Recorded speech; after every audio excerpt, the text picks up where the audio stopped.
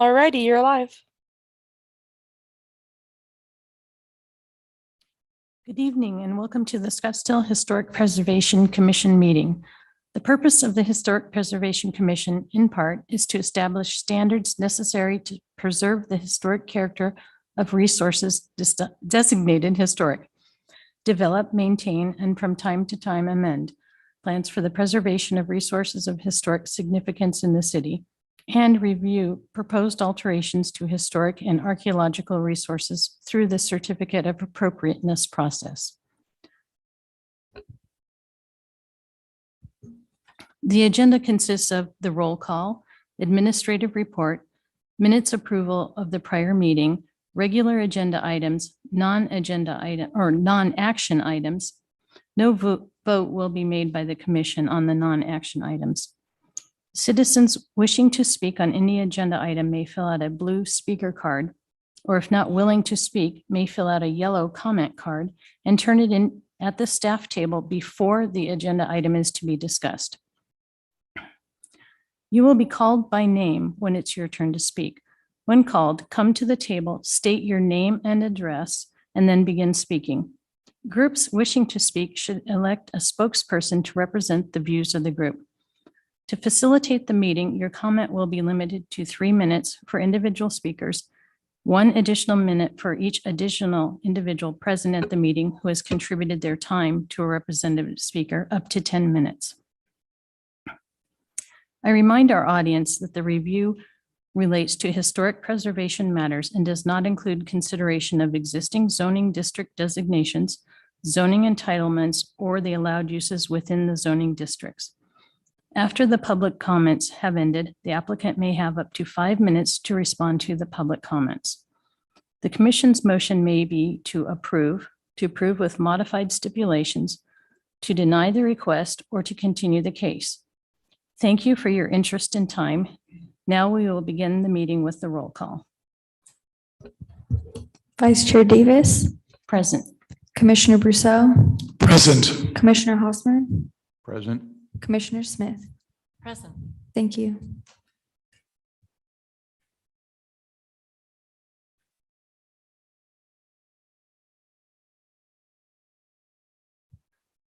First on the agenda is the administrative report by Doris McClay.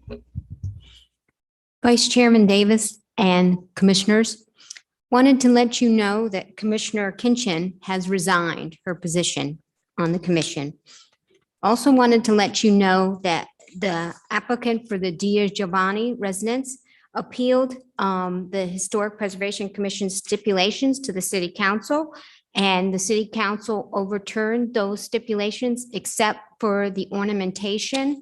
So they made a requirement to have ornamentation, but that it be approved by the HOA. That concludes my administrative report for tonight. Thank you. The next agenda item is approval of the minutes. Are there any comments?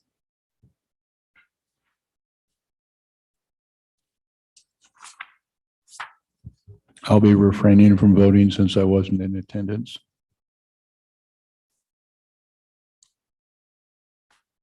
I'd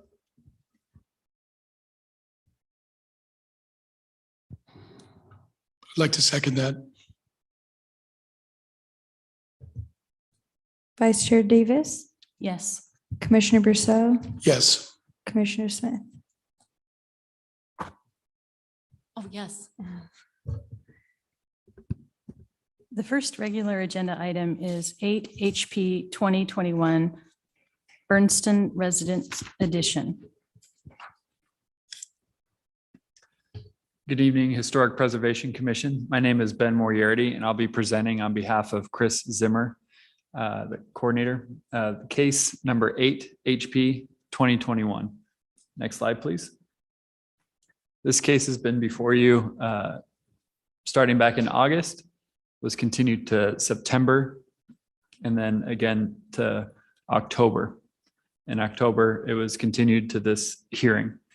As part of that discussion, there was a request for the applicant to provide engineering and for that engineering to be reviewed by the building department.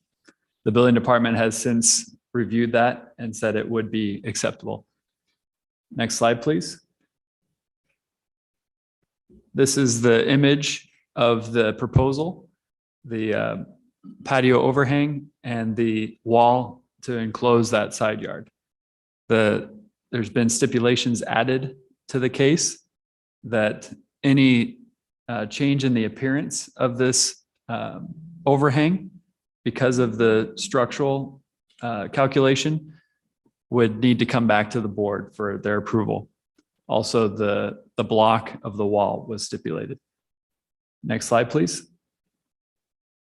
So that action requested before you is for a certificate of appropriateness for the shade structure and wall proposed.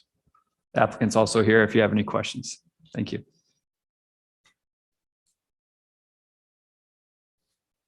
Well, I want to thank the homeowner for being so patient with us as we went through this.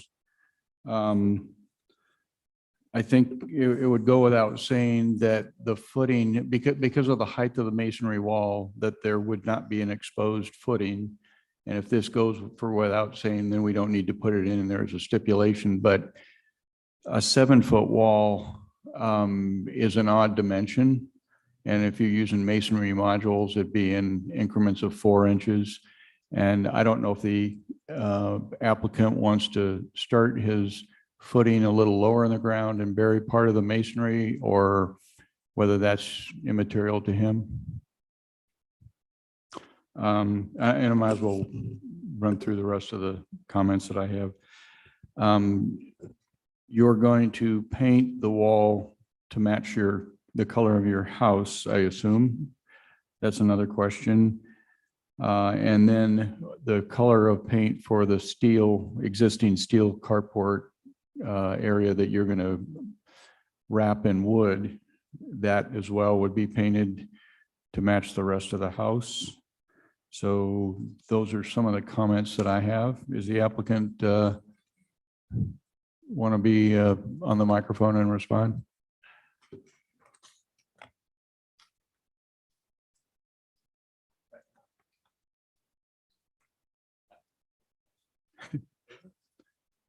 Yeah, answered all your questions. Yes. The wall will be 4 inch. As far as the depth, it's anywhere between 6.5. Commissioners, that mic's not working. Could we go down to this one?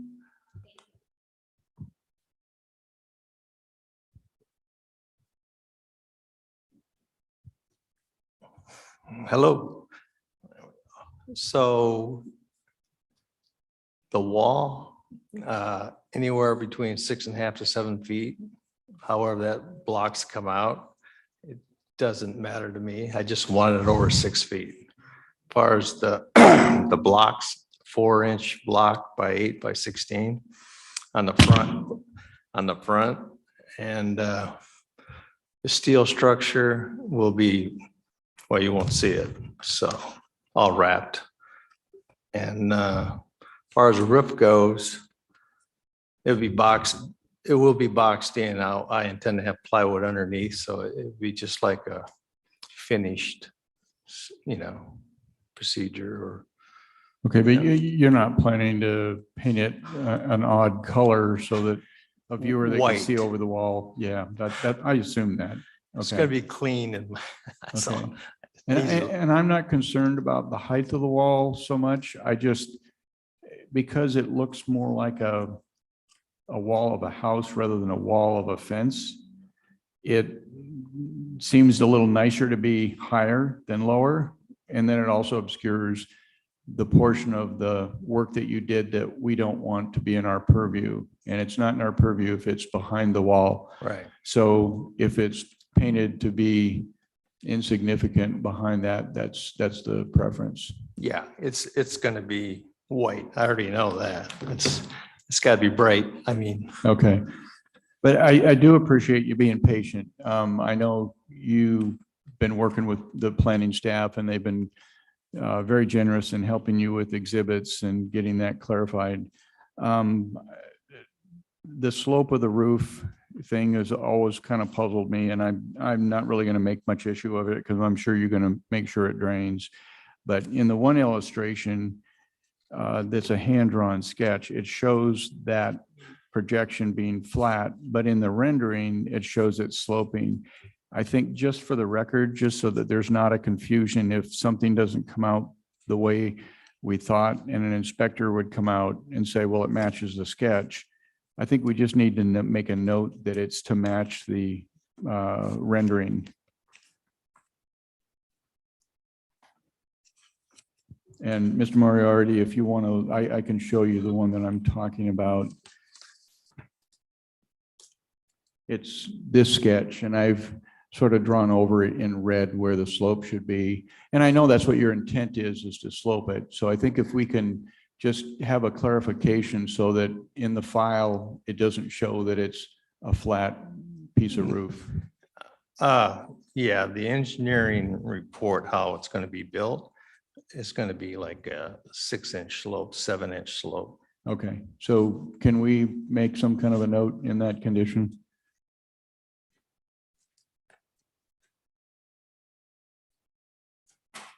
And I just a final comment that it's disappointing that the carport got enclosed. It's not part of what we're here to review, but we want you to embrace and love the historic neighborhood that you're in, and hopefully all your neighbors will be encouraged to, maintain that historic character. So anyway, that's all I have. Thank you. Well, with that being said, unless there's any other comments, I'll make a motion to approve for certificate of appropriateness, case number 8, HP 2021. I'd like to second that. Vice Chair Davis, Yes. Commissioner Bristow, Yes. Commissioner Hosmer, Yes. Commissioner Smith. Yes. Thank you. The next regular agenda item is, excuse me, 89 HP 2021 Lenzo Roof and HRER. This is Ben Moriarty again. I'll be presenting 89 HP 2021.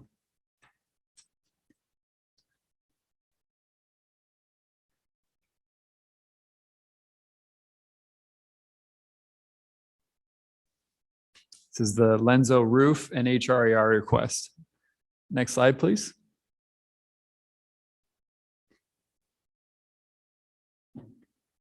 The property is located in Villa Monterey, Unit 1. Next slide, please. A closer bird's eye view. Oh, sorry. The site, as I mentioned, is in Villa Monterey, Unit 1. It is north of Rancho Vista Drive on North 74th Place. Next slide, please. It is zoned R5 historic property. Next slide, please. This is a site plan graphic of the roof area that's proposed to be resealed. The tiled roof portion is to remain the same. Next slide, please. During the storms of this year's monsoon season, the resident experienced some leaks within the carport area. So there needs to be some repairs of the carport ceiling. And these are images of the property from the curb and also the roof. Next slide, please. The applicant received 2 quotes for 2 aspects of this project. One aspect is the roof portion that's going to be resealed and repaired. And the other portion is the carport repair, which takes some drywall and texture and paint. So those are the quotes that he received that would range anywhere from 2,500 to 4,000 in rough numbers. Next slide, please. The guidelines that would speak to this type of project in Villa Monterey is the maintenance of the shape and form of the structure, and also preserving trim elements that are historically found on the house. Both are proposed to remain the same, the trim and the shape of the roof line. Next slide, please. And the action requested is for a certificate of appropriateness for the re-roofing of the home, but also a request for HRER funds. Next slide, please. That completes staff's presentation. The applicant's also here if you have any questions. Thank you.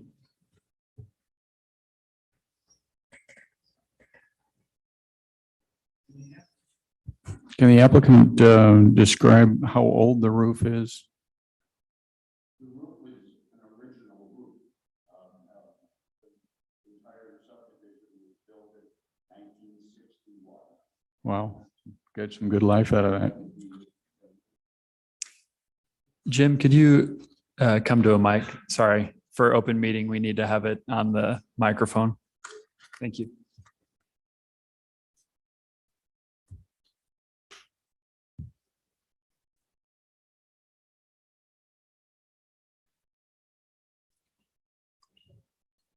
The subdivision was built in 1961. Can everybody hear me now? The subdivision was built in 1961. The roof that's presently on the structure is the original roof. It has been recoded, and that was 20 years ago. Thank you. Doris, maybe you could help on the HRER funding portion. When there is damage to a ceiling, can they use the HRER funding to do that repair as well? Vice Chair and Commissioner Hosmer, let me look at the guidelines to be sure.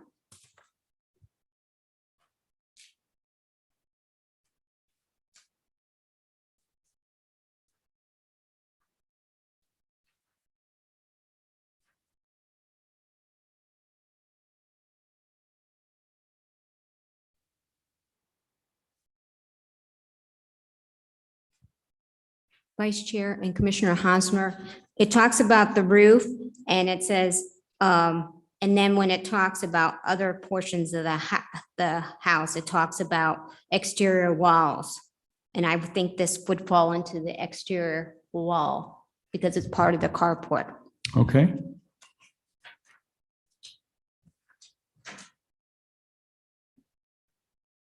Well, I'll make a motion to approve case number 89 HP 2021 for certificate of appropriateness.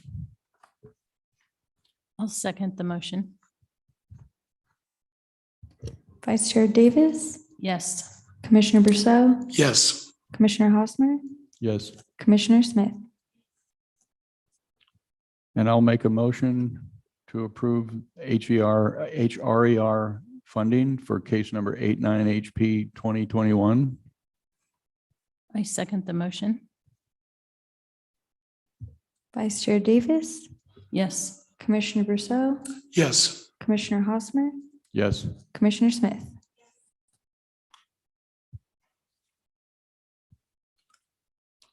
The next regular agenda item is the 2022 Historic Preservation Commission calendar. Vice Chair and Commissioners, we provided the 2022 hearing dates. And if you could just, if you're okay with these hearing dates, if you could just do a motion for this calendar for 2022. Thank you. Doris, this is Vice Chair Davis. Generally, in the past and during my tenure, we've combined the July and August meetings because the July meetings always fall around the 4th of July and a lot of people travel. Will we be doing that this year? Vice Chair, you can make a motion to do that. Thank you.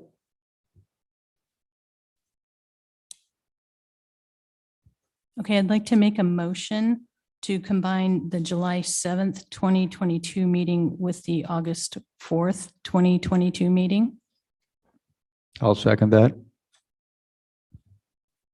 Vice Chair Davis, just for clarification, so do you want to have the August 4th or the July 7th? The August 4th. 4th. Thank you.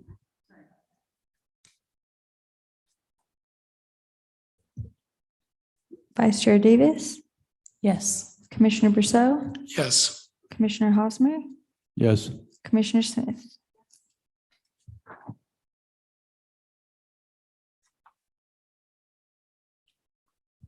Commissioner Rose, can you turn your mic on and do the motion again? Sorry, it wasn't picked up. Sorry. Yes. Thank you. The next regular agenda item is HRER program funding requirements. Vice Chair and Commissioners, so we had this on the previous agenda and we continued it to tonight to have more discussion. Also, we have Joe Padilla on for the meeting with our legal department if you had any legal questions on the HRER program funding. One of the things that was previously asked was, can we stipulate if for the funding, can you stipulate make stipulations above and beyond? And you can do that with regard to, our example was the windows and the muttons. So you can add that as a stipulation to the funding request to have them put the muttons on the rear windows. Also, what we found out was the resolution, the original resolution for the funding had a maximum of $10,000 per property. So that is the maximum, even though the maximum for each project is $7,500, the total maximum per property is $10,000. So they couldn't go over, the city couldn't give them any more than $10,000. This is there's limited funding with this HRER funding, so we're not sure if we would get in the next budget year, if we get more funding for this program. So just wanted to Can I make ask a that. question, Doris? Yes, That $10,000 max, is there a timeline stipulation on that? Is that within a certain period of time? no. So it's not limited in a time period, but it's for the property. So we keep track of how many times they've been. And the way the program works, Commissioner Smith, is that the city matches. So, and we match a half of it. So, but we cannot go over that 7,500 on that first time. And so if they came in for another proposed project, we would have to say, you got some amount with the first project, and we cannot go over that $10,000 total. Thank you. I just wanted to understand that was for the lifetime of the property. Thank you. I have a question regarding the 10,000 per property. Does that carry over for future owners as well, or does it reset if the property's sold? Vice Chair Davis and Commissioners, no, it is for the lifetime of the property, regardless of ownership. That property can only have $10,000 because that's what the original resolution allocated. Thank you.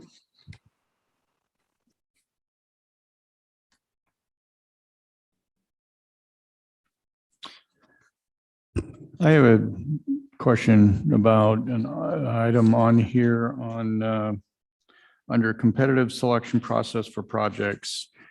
The last bullet demonstrates sensitive ways of expanding the living area of a house or undertaking functional upgrades. That sounds like if you want to remodel your house and get a room addition, as long as it meets the Historic Preservation Commission guidelines, they can get funding for that?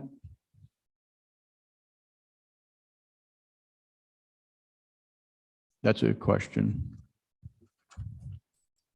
Vice Chair Davis and Commissioner Hosmer. So are you saying if they added,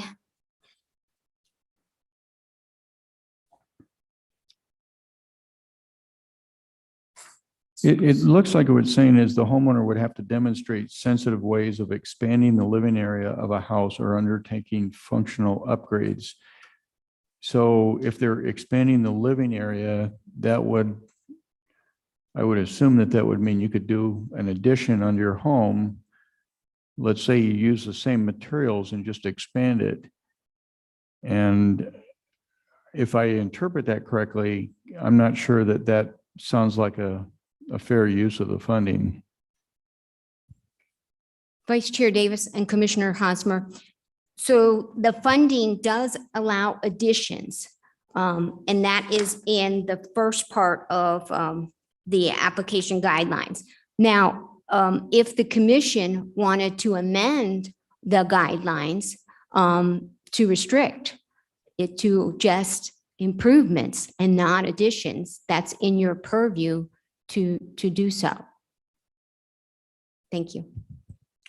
So I think just amongst us commissioners, not knowing what the kitty is that we work with and how many homeowners use it, if there's always money left over, we certainly want to encourage people to appreciate their property. But if the money is on the low end and there are more important things to use this funding for, I wouldn't think that would be the best use of the money. Is there any way to know how much is contributed annually, or does that change year to year?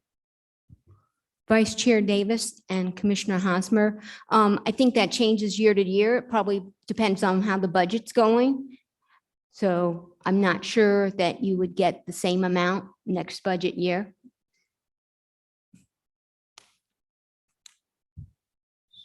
So I guess my opinion would be that maybe be conservative so that others can use the funding correctly, because there are a lot of roofs in Villa Monterey that need to be replaced, and I'd hate to think that it would get used up before we could take advantage of the roofs.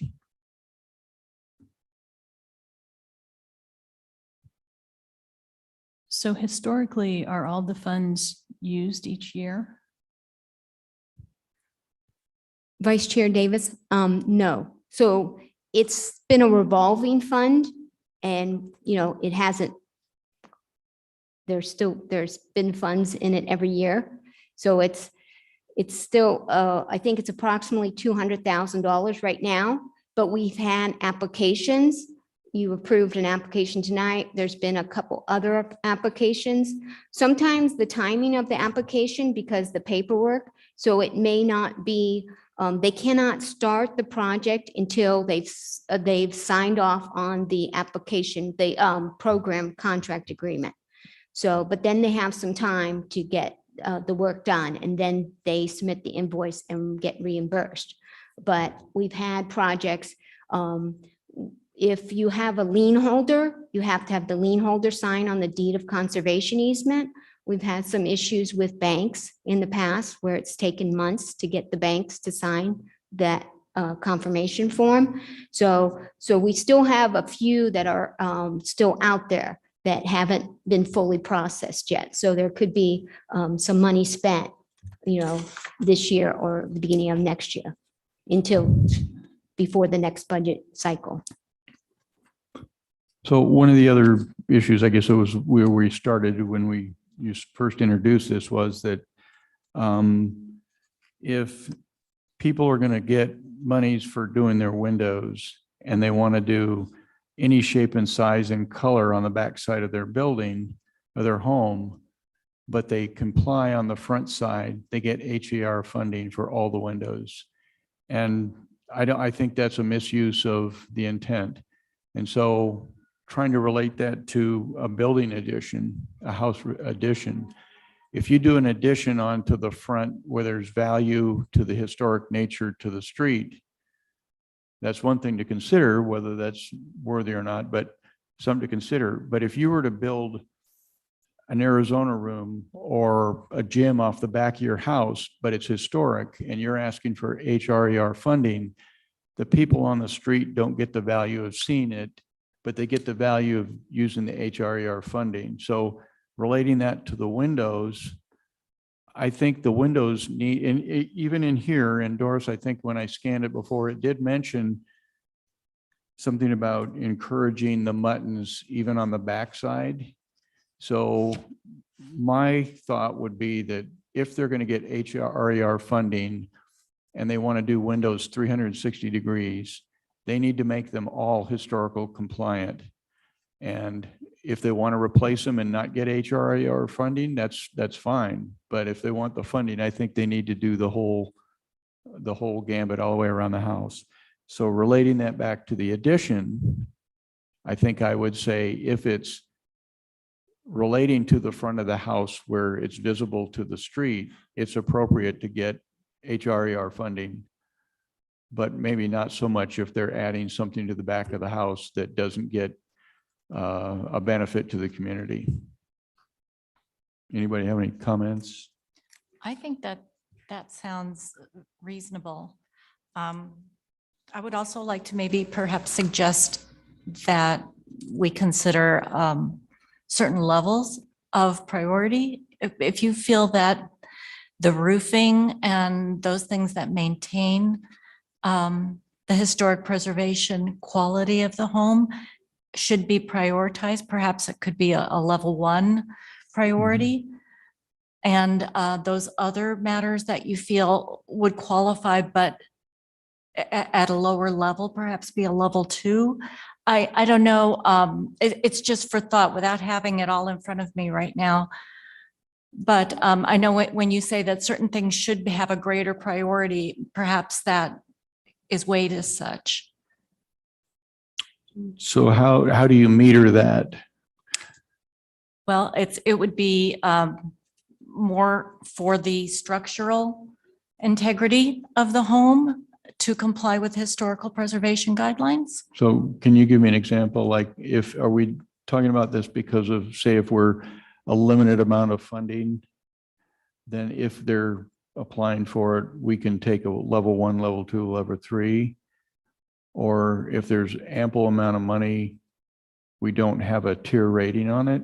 Is that what you're suggesting? I don't know. I just wanted to throw the suggestion out for Sure. discussion.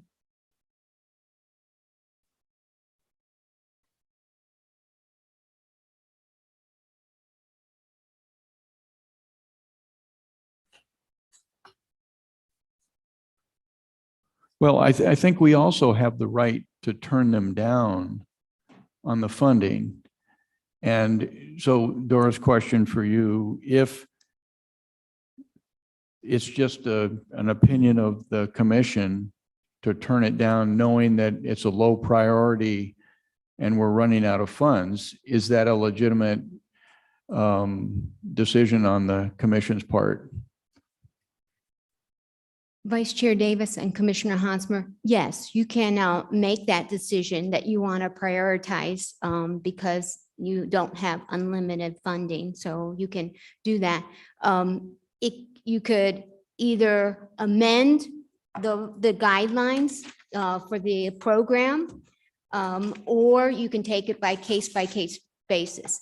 I wanted to check with Joe Padilla because I thought that maybe if you had some amendments to make to the application guidelines, then if we would do suggestions and then we would bring it back in December and then you would vote on the actual language of that. Joe, is that correct? Yeah, this is Joe Padilla. So this is a great discussion. I'm assuming you can hear me. Yes, we can hear you, Joe. Okay. So under those guidelines, under that competitive selection process for projects, you have a set of priorities there in bullet points. You can amend those priorities or eliminate some of them or give some of them greater weight if you want. What I recommend is, based on this discussion, it sounds like you want to do something with your guidelines to give higher priority to certain types of projects depending on what they're trying to rehabilitate or repair. I would suggest that those changes be in your guidelines so everybody who's applying will know what the rules are. And that way you won't have a miscommunication, or you won't have somebody feeling like there was some sort of arbitrary application of the rules and the process, because the rules weren't really clear and they followed the ones that are in here. And then someone says, well, we've got this, we've changed our minds on that. So yes, I would recommend that you work with staff, or staff brings back some modifications to these priorities in your guidelines, and then you can look at those, and if you like them, you can discuss them, maybe change them, maybe give some order to these priorities. Right now they're on bullet points. They don't seem to have weight one over the other. But that's something that I think would be a good thing to do, and then have it brought back for you to analyze, and then maybe adopt or revise.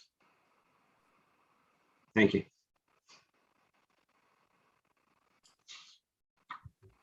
Well, with that being said, I think for the guideline, I'd like to see that one bullet revised then.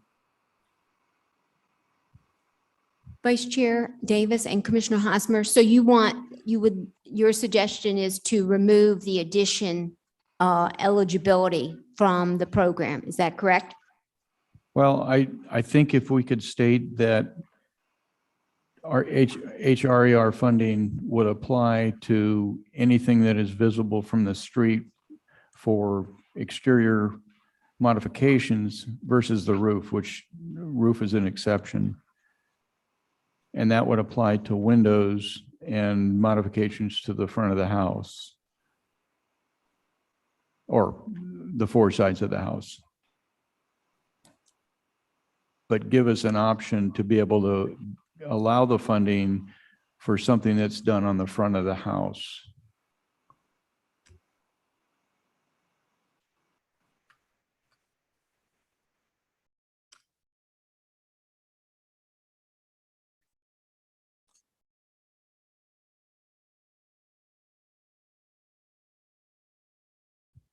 Vice Chair Davis and Commissioner Hosmer. So just so I'm clear, you'd want to get rid of the bullet points that are in there now and have some language there that, that says improvements visible from the street, including the roof, the entire roof area. Well, I think that because the roof isn't necessarily visible, we don't care about that. The roof's an exception. It's going to get HRER funding. But I think anything that is modified under the funding should be visible from the street. And I guess maybe it's a separate bullet point. The windows, when they apply for the windows, well, actually, open discussion about this. Let's say somebody wants to make modifications to the side or the back of the house that are appropriate, may really do enhance it or fix it up, and they want to get funded, and that includes the back of the windows. We want to encourage the entire house to be preserved. And if they're putting money into muttons and making it look right, do we want to really restrict that? And I guess I'm thinking about the one case where the one gal from I'm trying to remember the name of the district over there at 68th Street in McDowell, she actually went and had all of her cast iron, or not cast iron, but metal windows redone. She had them rebuild them all the way around her house, where most applicants would put aluminum, single pane, one large vision window in the back, but they would do the muttons in the front. And I want to avoid them getting funding for not making it match the rest of the house. That's kind of a long bullet, isn't it? I agree that if they're replacing some of the windows or all of the windows, they should all match. And the HRER funds should only be used for the windows that do match the historic integrity of the house. And that the windows that are visible from the street, even on the sides of the house, should, if they're originally muntins, have muntins. Right. And that would be for the funding, right?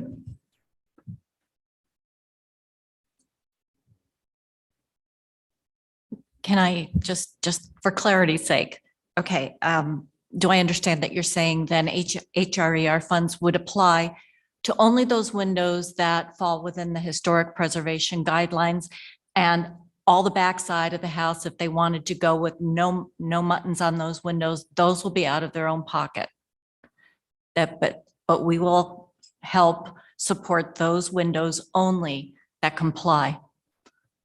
Yes, and Yeah. we'd encourage them to keep the historic integrity of all the windows. Thank you. I just wanted the clarity on the Yeah, record. that's correct. Thank you.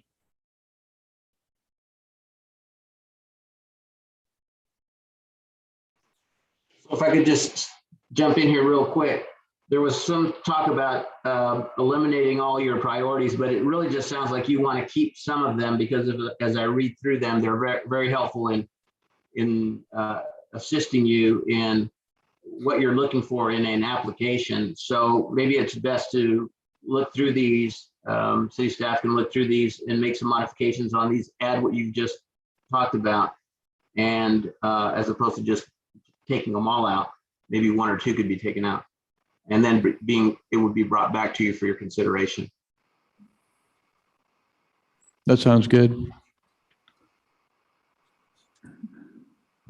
Vice Chair Davis and Commissioners, okay, so we'll amend the application and put that on the agenda for December so that you can review and approve. Thank you. Doris, would it be possible to have like a red line slide of the modifications? Vice Chair Davis and Commissioner Smith, yes, we will provide that so you see what the changes are Thank to the you. document. Thank you. So, and I also have a couple other comments too. And this next comment would be section 4, request for funding, where the property owner provides budget for the proposed project, that they want 2 independent cost estimates. And because this is public money that they're using, and having been involved in a lot of construction projects, I think it's might be smarter to get 3. Oftentimes you get a real high and real low, and you don't know where you're at with that, but you want it to be fair for the customer. And you also want to make sure it's fair for the use of public funds. I know getting bids in construction is really, really tough right now, and it may be a tough time to ask for that, but I think that might be more reasonable to get 3 bids, independent bids, instead of 2. Anybody have any thoughts on that? Is City of Scottsdale protocol 3 bids for procurement? Vice Chair Davis and Commissioner Smith, I'm not aware of what they have. Okay, I know that previously working for the school district, it was 3. So that might be something to look at. And I know that it's difficult, but I just was wondering what the city's procurement requirements were to get bids, if it was 2 or 3. So I can just help out a little bit on that. The procurement code for the city on the number of bids varies on the type of procurement. It's going to be whether it's a formal procurement or informal, and that's dependent on the amount that's being procured. So we can take a look at that and bring some of that information back to you if that would help you in deciding whether you want 2 or 3. Thanks, Mr. Padilla. I think I would like to know what the city's standards are.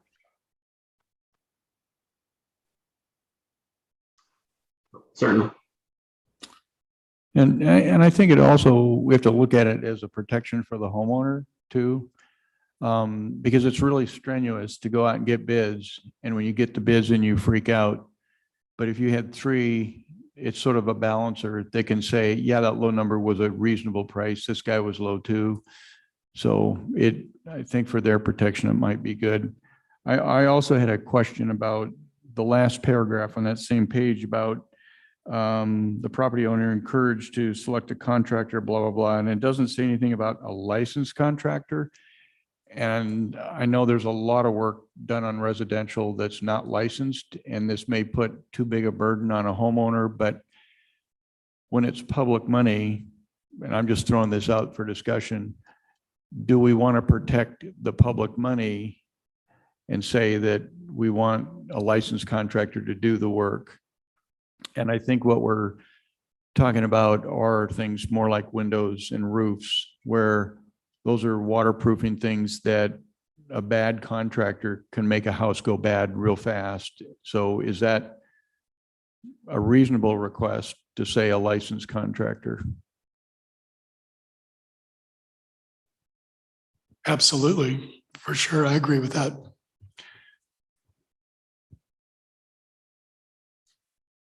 I guess to continue the dialogue, I'm just trying to imagine if you were a homeowner or the people that have gotten the funding, how much does that cripple their ability to get things done if they're using a licensed contractor or not? And I just want to be sensitive to that. But then I think about roofs, and it's, they used to have all those gypsy contractors that would come through town and re-roof your house, and then your roof would leak the first rain. So I don't know, I guess I'm still sort of leaning towards suggesting a licensed contractor, and maybe we put it in a dollar value that if it's anything over $50,000 or $10,000 should be licensed, and well, something that should cover the roof, which, we've seen those roofs are usually $6,000 to $30,000. So maybe $5,000 and above should be, because you don't want, if a handyman is going to do the work, you don't want to restrict the homeowner from getting that handyman to replace the one window you're doing and make it, astronomical because he's hiring a licensed contractor. So, thoughts?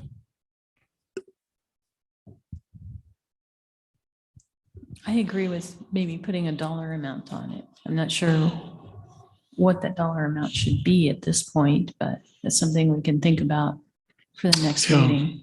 I agree. Vice Chair Davis and Commissioners, and just trying to think of the process where they get the permit and how we enforce that licensed contractor. So I can talk to our one-stop shop and see how we would do it. I mean, we could stipulate that, but when they get the permit, how are we going to enforce that they've used that licensed contractor that they said that they were going to? So I will check into that and bring that information back to you. That's a good point, because I think in a lot of the permits, they are required to have a licensed contractor. But the city also allows you to replace, some cities, an air conditioner like for like without a licensed contractor, or I'm sorry, without a permit, because they want to make it friendly for homeowners to replace a water heater and they don't want to encumber them too much.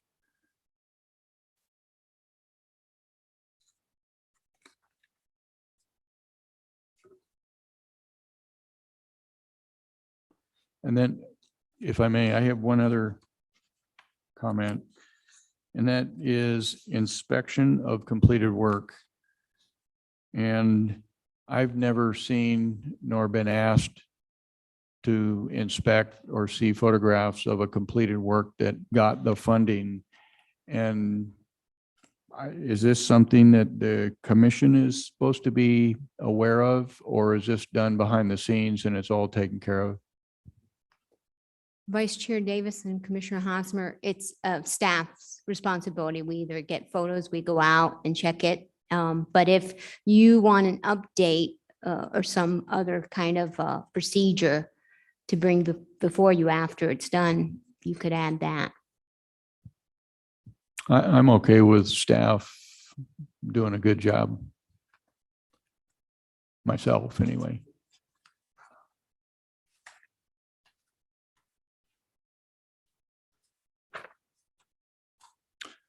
Oh, I'm sorry. I did have other comments. So here's the place where I got that first thought about the windows. It says under window replacement appearance for desired, it says for windows not on the primary facade of the home, mold the muttons onto the exterior glass, and if possible, select either true or simulated through the glass muttons. And so that is sort of implying that we shouldn't have been letting anybody get the funding unless they did simulated at minimum and full muttons at most. So I don't know that that necessarily means that, well, so we may want to modify that and say, if you're getting HRER funding, you get through the glass muttons. If you don't need the funding for those specific windows, you can do the stick-on. But I don't know, we want to encourage them doing the windows all the way around.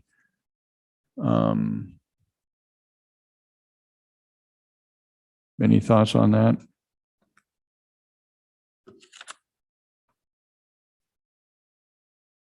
Because we could strike that section that says desired and just remove that, but let the other bullet take care of that issue.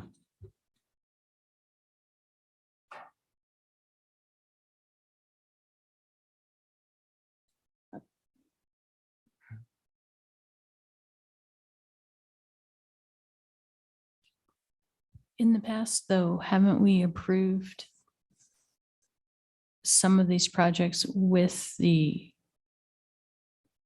I guess, stick-on, for lack of a better word, muttons?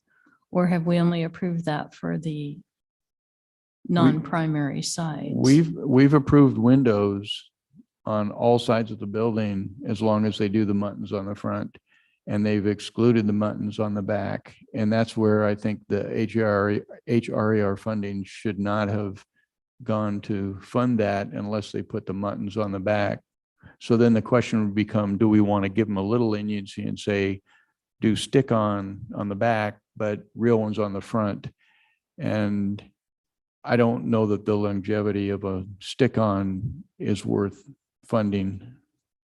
Yeah, I wasn't sure. I thought that we had approved some projects for the front with the stick-on and not the true muttons. I could be wrong, though. Oh, no, we might have.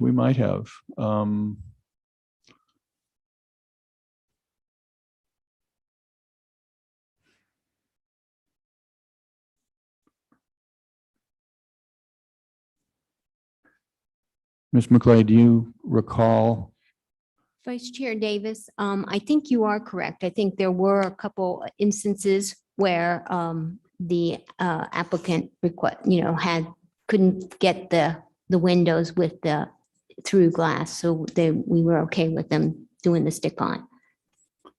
So I guess what I'd like to see is if you get for just us for proving for appropriateness, that maybe, I'm just suggesting this, maybe we allow the muttons because of economics. But if they get HRER funding, we should require that they're through glass muttons.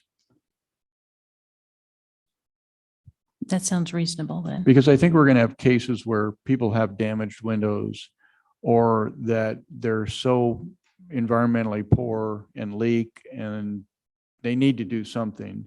We don't want to cripple the ability to have it upgraded. But when it comes to public money funding, I think we should require that it be the full thing.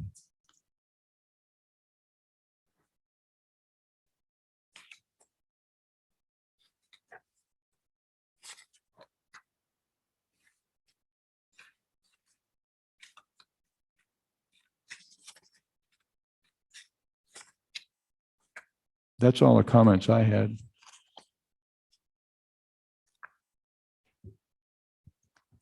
The next regular agenda item is the election of officers, and the staff recommends that we move this to the January 2022 agenda. Chair and Commissioners, just because we have vacant positions, we're hopeful that those vacant positions will be filled by 2022. So that may be a more appropriate time to do the election of officers. Thank you. I'll go ahead and make that motion. I'll make the motion that we move the election of officers to the 2022 agenda. I second the motion. Vice Chair Davis, Yes. Commissioner Bristow, Yes. Commissioner Hosmer, Yes. Commissioner Smith. Yes. Do we have any commissioner announcements tonight? I do. I attended the Historic Preservation Conference in Tempe and wanted to just give a brief description next month. What I heard, what I found enlightening, and what kind of things might be programs that we might want to look at or consider. And it'd be a brief description. And Mr. Moriarty was there as well. So you'd like that to be An an agenda item next month? Yes, Okay. it could be at the end of the presentations. And Doris, what category would that fall under? Just regular agenda? Vice Chair Davis and Commissioner Hosmer, yes, we'll add it to the regular agenda as an item so that you can have a full discussion on that. And if you want to take any action after that discussion, you can do that at that time. Great. Did anybody else have an announcement? Because I have an announcement. So my announcement is I'm retiring at the end of November, and Jesus Murillo will be taking over the HBC when I retire. Thank you. And I'll make a note that I will be here next month. Congratulations. We will miss you. Thank you. Vice Chair, can you do a motion, have the commissioners make a motion to adjourn if there's no other items?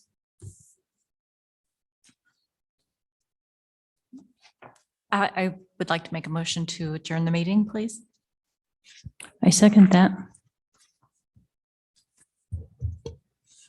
Vice Chair Davis, Yes. Commissioner Bristow, Yes. Commissioner Hosmer, Yes. Commissioner Smith. Yes.